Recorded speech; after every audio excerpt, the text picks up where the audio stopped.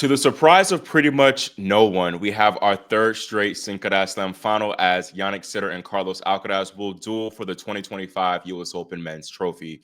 Returning to Christian's court is my guy, Jalan Jackson, who will help me Right. analyze the men's semifinals and preview this championship before picking a winner.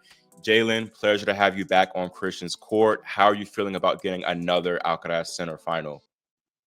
I have to put my biases up front. It's exactly what I wanted. I think tomorrow everybody should get a national holiday and watch some tennis. I fully agree. Fully agree. And Jalen, he makes great content again on both TikTok and IG. Jalen, tell the people where they can find you and your amazing content. So it's at HALAN on TikTok, and on Instagram, it's literally spelled out Jalen with an H. Okay, so make sure y'all Yeah. again follow him on Instagram and TikTok. So Jalen, he was with me for previewing this men's semifinals, and we predicted a three-set result and a four-set result. Now we did get a hmm three-set result and a four-set result, but not in the way that we expected. And Djokovic and Alcaraz, that was the one that was the straight sets match. Alcaraz, he defeated the Serb 6-4, 7-6, 6-2 to reach his third straight major final and his eighth straight final overall.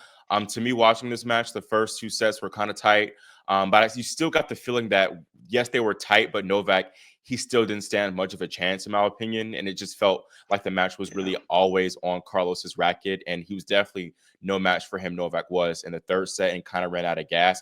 Is that kind of also how you interpreted the match, Jalen? It is. The second set was my favorite set out of it. I think it was the most entertaining. The one that went to a tiebreaker, obviously, and but yeah, otherwise Novak looked. I can't believe I'm saying this. He looked outmatched the whole time. Where do you feel like Carlos really took it to him and really shown and outdid Novak? And like, what errors to you stood out? Well, the main thing was Carlos was big on stepping into the court and getting that forehand, like ripping it either way. Something tactically I did enjoy watching Carlos do was his backhand slice down the line to Novak's forehand to set up for a big, like where Carlos could step in and rip his forehand. He did that a couple times, especially when he was in trouble. During that second set, he immediately, Carlos, I'm speaking about, he came out and lost 3 games in a row. And it was 3-0. All of a sudden, the match, it seemed like it kind of turned on its head, but it seemed like he just came out in that set a little bit slower because he immediately comes out, he gets his break back, and that set goes to a tie break. Now, something that's interesting when that, I think it's the third point where Carlos misses that like backhand overhead flick, and Nole kind of, he's hyping up the crowd. He's telling them to get into it and things like that. I really thought that, I was going to see vintage Novak Djokovic. He was going to come out and close out that set and go ahead and make it 1-1. But Carlos came back. He was just like I was saying in the previous video we did.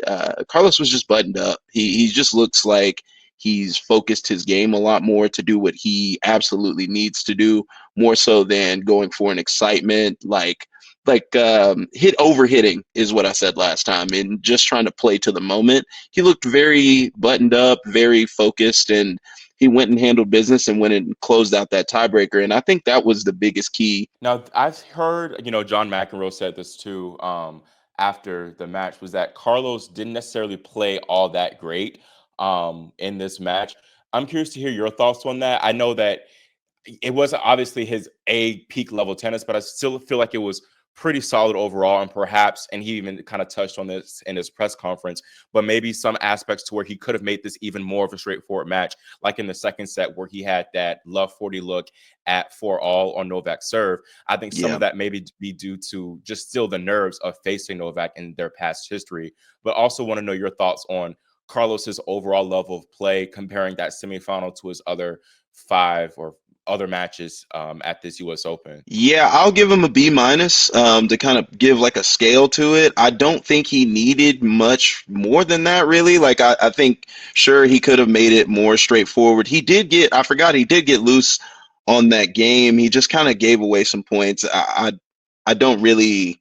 I don't really think it's too big of a deal, though. But as far as like speaking to Carlos's level, it looked like he just went out there and did what he needed to do. As far as keeping the ball in play was the biggest thing. He didn't over hit. That's the main focus I have for this match. Overall, as far as Carlos's level, he played exactly to the standard he needed to. I don't think more straightforward, less straightforward. He wanted straight sets, so it worked out. On the flip side, talking about Novak, he made some interesting comments in Yeah. his post-match press conference, basically saying that Jannik and Carlos are simply just too good for him in best of five. But he's going to keep going and still going to try to go for slam number 25 in 2026. Do you think that Novak has a solid shot at still getting that 25th major, or is it kind of time for Unk to hang it up and call it a career? I think that he maybe should kind of. I'm not gonna say go the Kobe route and take his retirement tour, next year, but yeah, especially Australian Open. I think that's his best shot. Like going in, and obviously it's the next major, but he's dominated. He's the king of the Australian Open, so I would love to see him go out there and be able to at least play one more, kind of under the pretense that we know he's going to retire soon. I want Novak to have like a special go out and retire because he's in an interesting point. I've never seen anyone in tennis history be at this point where it's like these two guys are so far ahead of the field.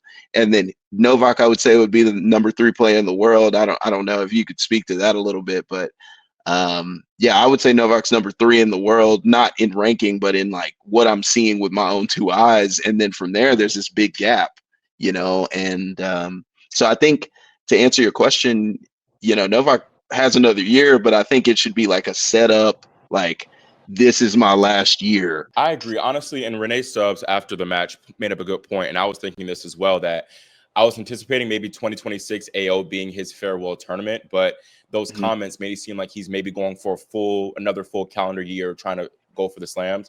So, I Mhm. mean, obviously things could change, and he might very well hang it up at the Australian Open. Really, what I think Novak is banking on is either Carlos or Jannik or both of them. Either it sounds kind of sick, but maybe getting injured or having something else happen to them to where they aren't able to perform at their best ability, or they don't play the slam, or someone else doing their dirty work, doing his dirty work for him and taking them Yeah. out before he would have to face them. Because I feel like his chances against anyone else, he can beat literally anyone else. It's odd, but like Yes. still against these players, it's just like they're his kryptonite. They're just simply better than him at this stage. Father Time really is undefeated. I guess talking now about the second semifinal match, Jannik Sinner, Yes. he did take down Felix Auger-Aliassime in a really Mhm. competitive 6-1, 3-6, 6-3, 6-4 match in over 3 hours. And Jannik, looking at like the match, he looked like he was picking up right where he left off from those Bublik and Musetti beatdowns. He took the first set from Felix somewhat handily 6-1. But Felix bounced back very well in that second set. I was really impressed. And I even sent Yes. you that stats sheet of his second set stats during the match, where he made 76% of his first serves and won 94% of his first serve points and all of his second serve points, which Mhm. like is very rare, especially against Jannik Sinner. And he was also, of course, great from the ground too. Felix was finishing with 11 winners to 8 unforced errors in that second set, and that was a total flip from Cincy. And he not only hung with Jannik from the ground, but he also outplayed him a lot. I feel from the ground Yes. in that second set, Yeah. using his forehand to get the Italian out of position. And he also won a few points with his athleticism too and his defensive skills. Obviously, Jannik, he did struggle with his serve a little bit in that second set. He made just 45% of his first serves in, and notably, he did have a drop off in the MPHs on his serve in Mhm. set number 2, dealing with a stomach issue, which he did get treatment for. Because Jannik still struggled with his first serve percentage. He only made 40% of his first serves in set Mhm. number 3, which is not great at all. But it actually didn't even matter because he still won 90% of his first serve points, and he won 73% of his second serve points. And he overall was just much more buttoned up from the ground, winning or hitting 11 winners to just 4 unforced errors. But undeniably, I feel that Felix faded physically in that third set, which is for sure understandable considering how he had played 4 hours against De Minaur in that quarterfinals. But he really picked it back up in that fourth set, and he had He real did. chances to push this to 5 sets. He had 5 break looks total in this Mhm. fourth set. He had 2. They all 5 of them came in Jannik's first 2 service games of this Yeah. fourth set. And he had that love one game. He had 2 break points. Looking back at that, he can't really fault him because Jannik, he saved them both with 2. Stepped his He had level an up. ace on 1. Yeah, he had an ace on 1, and then Felix just failed to get the return back in play on the other one. But that 1-2 game, first that clutch center backhand cross court that barely hit the line. I mean, like that much of the line, like unreal, unreal. Yeah. I mean, I was looking at that point as like, oh wow, Felix outplayed. That was in for real. Like, Yeah, those other 2 break points he had after that incredible center save. Felix mhm, definitely had his looks. He was into a rally where it was neutral and he had chances to get on the upper hand, but he mhm, missed or he lost that point due to a kind of a shank-ish forehand going long inside in. And then the second yeah, one was he missed a backhand return on Jannik's second serve. So definitely a huge missed opportunity there. And I do think those missed opportunities played on Felix's mind a bit as he got broken the very next game. And that uh-huh, was pretty much all she wrote. But yeah. your thoughts on that match? Man, first of all, I feel like I owe Felix an apology from our last Yes, we both video. do. We both do. I was, I was accidentally hating on that one. I didn't mean to accidentally hate. I'm sorry, Felix, man. Like, I didn't account for his. I even said this. I was like, he's gonna have to dig deep within to find these, and he found his set. And honestly, he could have found 2. He really could have. That fourth set was high level, and it felt okay. So my thing with the second set was to win 94% of your first serve points and get 75% of them in is just like borderline unrealistic, let's be honest. Unless you're a serve bot known and tried and true, that's a treat, but that's okay because the fourth set, it feels like it was like leveled out. It feels like a Right. fourth set is more realistic to the level that I can expect from Felix. And that level, and I tend to overreact here, so you please temper my expectations here. But like, if you can play pretty regularly like that fourth set there, I think that is top 10 level tennis. And this is just my eye test on that.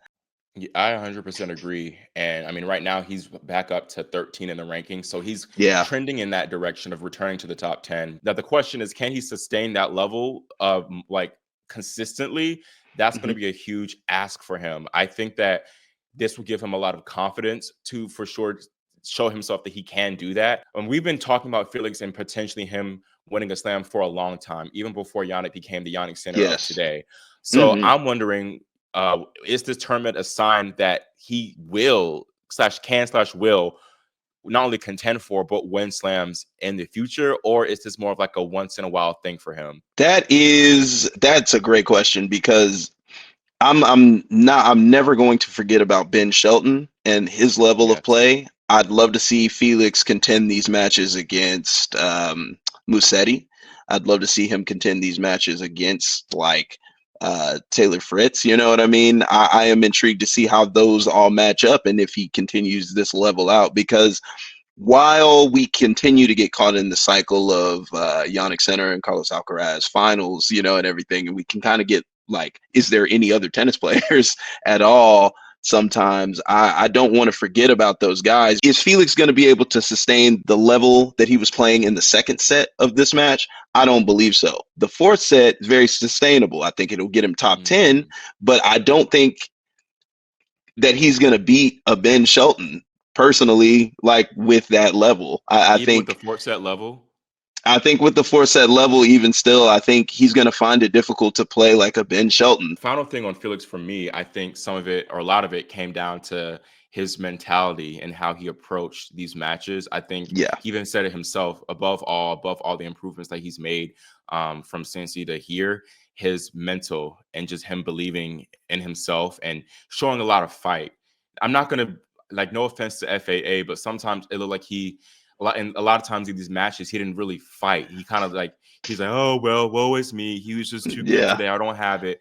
But he actually, yeah. even against Jannik, he believed. It looked like he truly believed that he could win this match. And I think that was Yes, the difference maker for him overall, not only in this match, but in all the matches that he played this tournament. So I hope that he continues to have that mentality, because I think same. that alone can bring him very far in having more success and having more runs like we saw this fortnight. Just the level he was able to play and also find and sustain, that inspiration that can carry him. I'm excited to see what that does for him. Now, speaking of being excited, of course, moving on and talking about this Alcaraz slam final, it is funny because we all went from begging for Jannik and Carlos to finally face off in a slam final. This was Mhm. like around Rome before Roland Garros. And now we've been spoiled having them face Yeah. off in 3 slam finals in a row. And kind of talking about, what's at stake in the history at stake with this match. I mean, they've already made history before even playing, because it's the first time in the Open era that a duo has played in 3 slam finals in a row in the same season,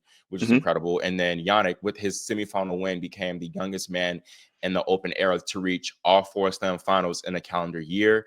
And Carlos, he became the youngest man to reach or to reach multiple slam finals on all 3 surfaces. Another Hmm. incredible feat. Hmm. And looking at what's at stake here in this final between these two, the number one ranking, of course, is at stake. Yeah. Carlos, this if he were to win, this will mark his return to number one for the first time in 2 years, as he Yeah. lost it after losing in the 2023 U.S. Open semifinal. Mhm. Meanwhile, Jannik has not left the top spot in 65 weeks. And center, Yeah. he's also trying to become the first man to defend the U.S. Open title since Federer in '08, which is crazy that Wow. I'm speechless because it's been that long. The U.S. Open really is the one slam that really can't be dominated. It seems like it's quite funny. It's a tall order too, but there's a little bit of history on the line for Carlitos.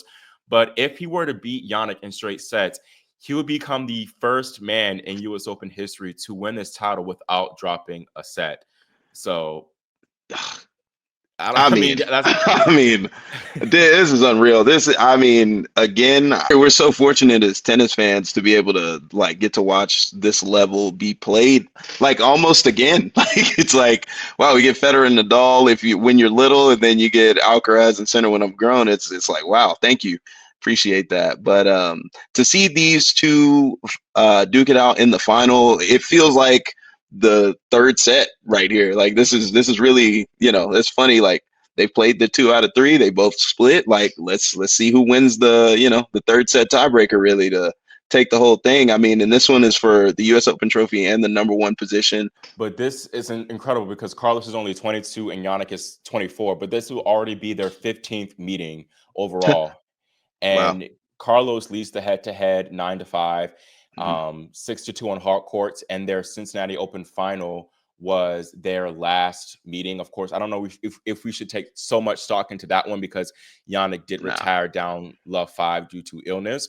Hmm. But looking back, their last U.S. Open final was definitely one to remember. That epic quarterfinal in 2022, which Carlos won in 5 sets, 6-3, 6-7, 6-7, 7-5, 6-3. It finished Hmm. at in nearly 3 in the morning, and he saved a match point, and he went on to win that title. Hmm. But there are very slim margins between these two whenever they face off, and I feel like much of it just comes down to whoever is more clutch and solid in the key Yeah. moments on that day. But I'm Hmm. curious, Jalen, what do you feel like tactically these guys have to do, both Jannik and Carlos? What do they need to do in order to be successful on Sunday? I like to keep it simple when it comes to these two as far as tactics go. With Yannick, he's got to improve his first serve percentage even to 55, 60, somewhere in there. He'll see himself win, just to win a good amount of free points. For Carlos, I'd love to see him come into the net and come behind that big forehand, um, to see him come to the net, 25, 30 times this match, I think also obviously win those points. But what he's coming in behind, either it be the slice forehand that he hits up the line, coming behind that, but coming behind the big forehand, anything that Yana gives him free and short in the court, which is not going to be that much, he needs to take advantage of it first try. And then the last thing I think with Yannick is that he is going into this match. Really, I think and I think you can speak to this, but I think he is coming into this match a little bit more tested than Carlos. Obviously, Definitely. Jannik has dropped some sets already.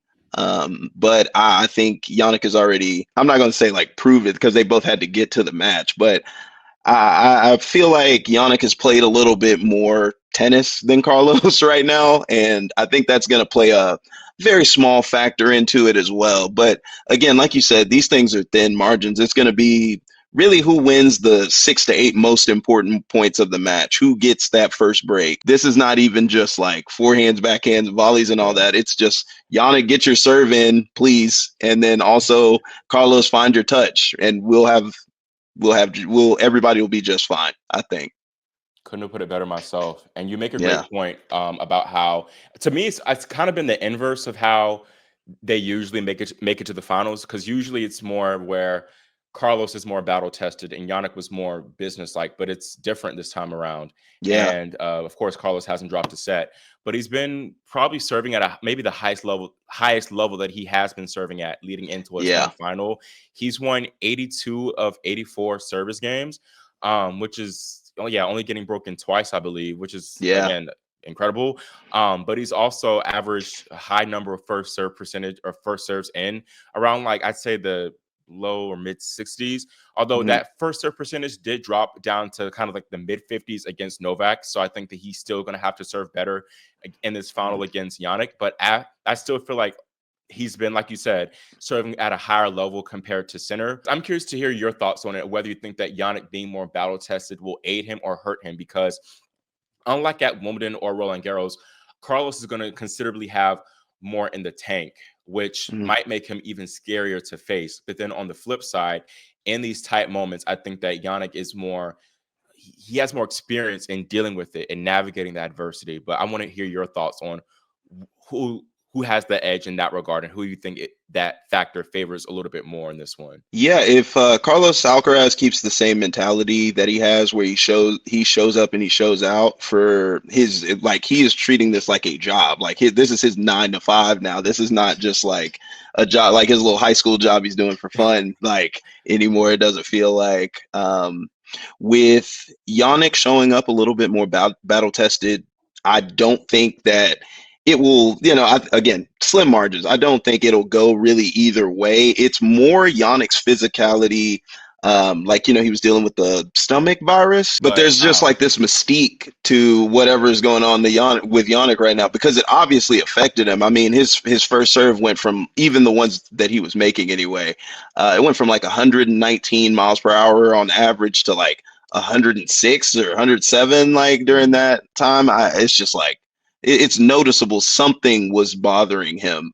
But at the same time, he was still able to do his job. So, like what is actually wrong, we don't know. So, I just think that's something to keep an eye on. I don't think it's necessarily a big talking point. Like I said, I don't know if anything's wrong. I'm not behind the scenes on anything, but it's something to look at, you know? for sure, for sure. And I mean, he did say in his press conference that he isn't going to be concerned about it, so that's good news. At least he could Hmm. maybe be playing coy. We never know. We just have to wait and Exactly. see. But I guess transitioning into predictions, I do think that still you would have to favor Alcaraz physically if this one Mhm. is pushed to the distance. Yes. And with that in mind, I do think that this one will go for a while, to say the least. And I just throw my prediction out there now. I'm going to be having Alcaraz take this one in 5 sets. I think overall, a lot of people are going with Alcaraz because of his form coming into this tournament, which is a big reason of why I'm having him take Hmm. this one. But I think that Yannick still, he might be a little bit undermined because yes, he did drop those sets against Shapovalov and Auger Aliassime, and this might be a wild take, but I feel like, especially at least with Felix, Felix played better tennis than anyone Carlos had to face this tournament. Absolutely. Yeah. I feel that's my opinion. Wholeheartedly agree on that one. Yeah. Yeah, so you could argue that Felix would have taken a set off of Alcaraz if those two were to meet. And then two, I think that I'm just talking about where center has the edge here a little bit more first before Yeah. I kind of talk about Carlos. But I think that the mental scar tissue of facing Carlos, I think it did impact him a little bit in their previous meetings because they were really right there neck and neck. And that's maybe where Carlos had the edge, because I quite simply think that even still so, but Carlos enjoys facing Jannik a little bit more, especially in these tight moments. He lives for a little bit more. But Yeah. now that Jannik got that monkey off his back and beating Carlos at Wimbledon, I think this might help him even more in this type of matchup. And then, two, you can't forget, he's still the king of hard courts, winning 27 straight slam matches on this surface.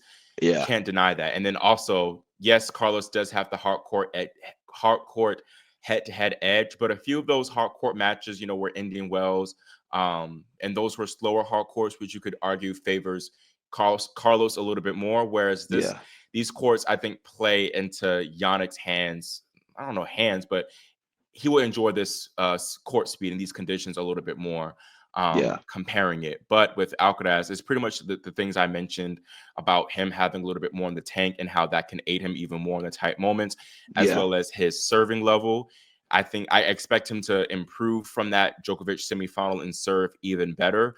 And then also, you can't forget the revenge factor. Yes, he did technically get that win in Cincinnati over Jannik, but I still think he's out for blood. And he's not he shaved his that. head. He shaved his head for a reason. He's coming for this title. He's coming for this title.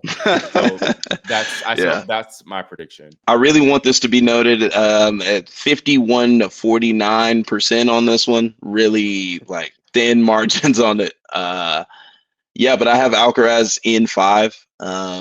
5 like really, really great sets. I mean, I'm just excited for tennis tomorrow. Like, to be honest with you, I would love to see Alcaraz go ahead and finish as the year, or that doesn't mean he'll finish as the year number 1, but take the number 1 spot from Jannik. I feel like it's been long enough. I think Jannik, we get it now. You know what I mean? Like, let him have it back.